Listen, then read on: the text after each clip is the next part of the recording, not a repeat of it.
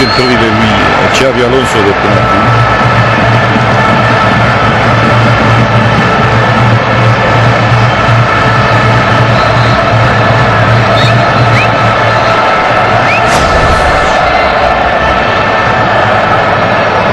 Este delegatul celor de la Real Madrid, un personaj foarte simpatic și simpatizat de toată lumea. I-am văzut și pe jucătorii Barcelonei în la clasică, manifestându-se cu simpatie față de acest domn căruia i-a murit soția în urmă cu câteva săptămâni.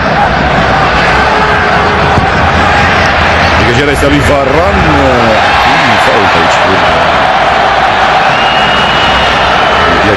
S-a dat, poziția este corectă. Marcelo apoi către Casillas, care are prea multă experiență ca să nu știe să gestioneze în astfel de moment. 10 minute până la pauză, 2-1.